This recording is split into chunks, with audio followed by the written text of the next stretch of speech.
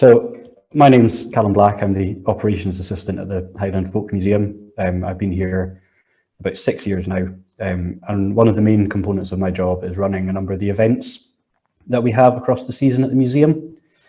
For those that don't know the museum, I'm conscious there are a couple of people on the call that know the museum very well, but this is a map of the site that we have at the moment, and we've been on our current site in Newtonmore in the Cairngorms since the 1980s. The museum itself has been running since the 1930s, 1935 it was started on the Isle of Iona by the museum's founder, Dr. I.F. Grant.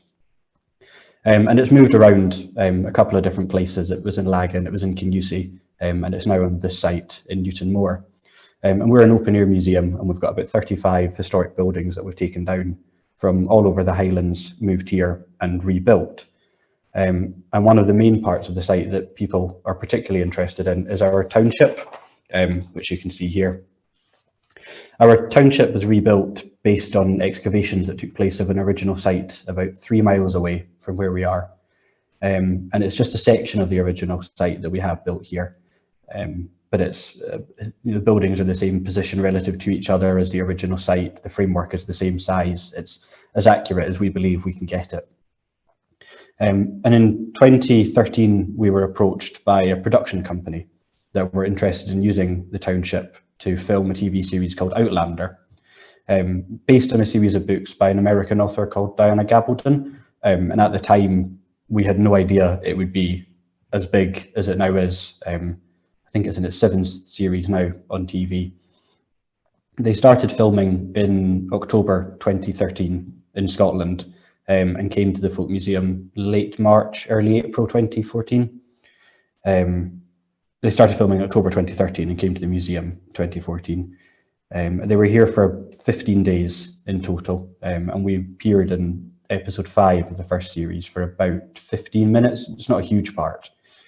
When it was first broadcast, it was only broadcast on American television, a cable channel called Stars, and it came out in 2 parts in 2015, in August and September. It first came out. And it was then later bought by Amazon Prime, and that was when it was started to be shown on in the UK. So when they were here, there's some screen grabs here of the scenes that were filmed with us.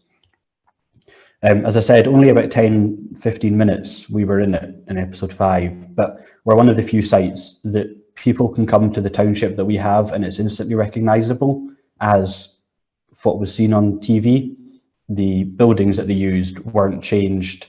They sort of changed the interiors in some of the buildings slightly, but apart from that, it is more or less as it still is today. And there are a few scenes that have become quite well known.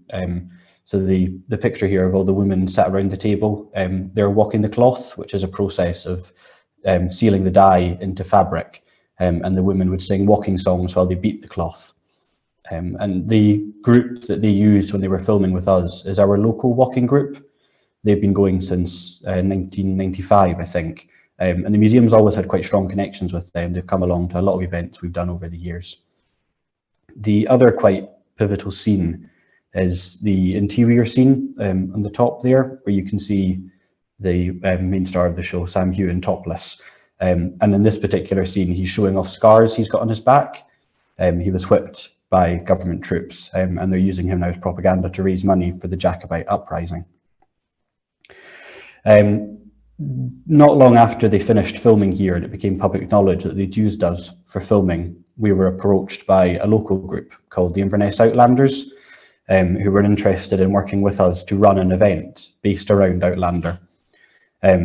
And they've been a really great group to work with over the years. They've been fans of Outlander for 10, 20 years before it was even a TV series, and it was just the book series.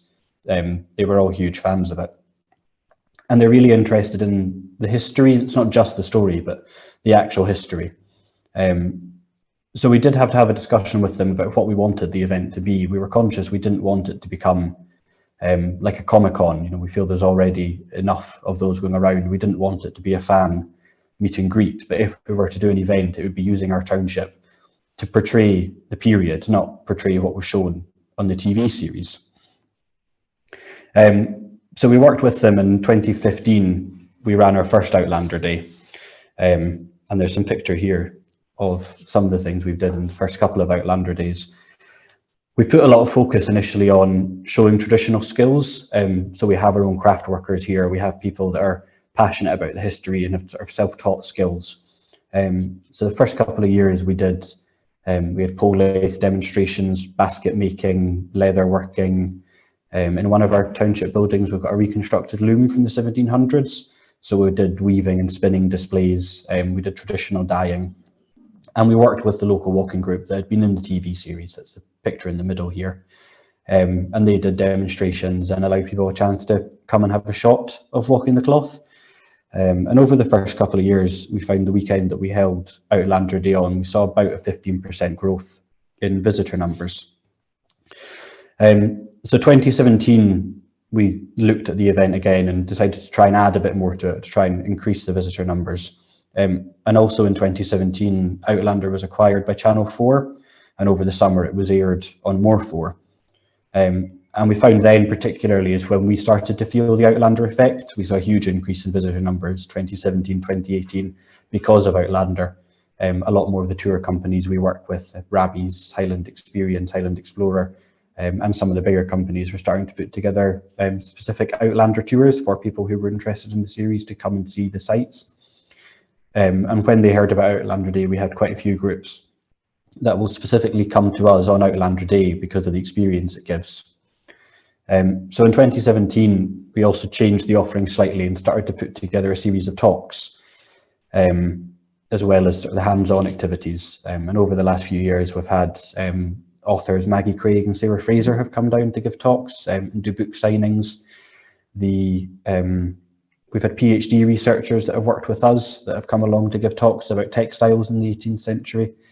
We've worked with the Clan Museum as well, who are in the same village as us. They've come down and given talks, as well as our own staff, and Claire Mackay, who's a herbalist and worked on Outlander as the consultant. One of the storylines in the books and the TV series is Claire, the main female lead, is a nurse, and she uses a lot of more traditional medicine in the 1700s while she's back there. So we've worked hard with the Inverness Outlander groups, who've been a really great group to work with, but also as a museum to make the event the best that we can do, but while maintaining the historical aspect of it. We've always been very clear that we don't want it to go down sort of the Comic-Con style route. But we have run the last few years a costume competition. As you can see the photos here. A lot of the people that come to the event put a phenomenal amount of effort into designing costumes, and will come along wearing the costumes, and that really adds a nice dimension to the event, having all these people in costume. So the Outlander group suggested that we sort of formalise it and make it into a costume competition, and it's been great fun to do. We have a lot of activities throughout the day, and usually the costume competition is the final thing. It encourages people to stay around for the whole day, and the effort they put in is really quite impressive. We've also worked with Andy the Highlander, who was an extra in a few series of Outlander, and now has a phenomenal online following. His Instagram and his TikTok, he has huge numbers on there, and he quite often comes along and helps us judge the costume competition particularly, as well as doing sort of re-demonstrations throughout the day. The last couple of years, 2020 and 2021, it didn't run due to the pandemic, but it's run every other year since 2015. This year, when it was running, we had inquiries from a couple of groups of overseas tourists as well. So we had a coach of Swiss Outlander fans who had arranged a holiday to Scotland to visit Outlander sites, but had tied it into our event. So that's been really interesting to see the overseas following that the event now has. We've also worked really hard to ensure the event's self-sufficient. So we have an online shop on the day, a pop-up shop on the day in the township, and that the last couple of years has taken in enough money to pay for the event itself. And on some days it's actually taken more than our main shop takes. So we cater that to the Outlander fans, put a lot of sort of Outlander merchandise, but as well as historical books about the period, and that goes down really well. And we found over the last couple of years, Outlander Day is now about 40%.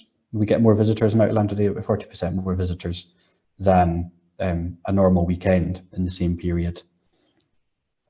So that's really it for Outlander Day. It's been a much bigger event than I ever thought it would be. The following it's gained, it's been a brilliant event to run. It's a really fun event to run, and we see the same people coming to it year on year on year. For a lot of them, it's a reunion. A lot of people do organise holidays around it to catch up with people they've met through the show. I've never kind of experienced a show that's had a following like Outlander. And the Inverness Outlanders are a really great group to work with community involvement. They're really passionate about the museum, and they've worked with us a lot on quite a few other wee projects that we've had. So if anyone's interested, Outlander Day next year is on Saturday the 10th of June. It'll be our 7th year running it. And if anyone's got any questions or anything, my email address is on the screen here. I'm also happy to take questions now.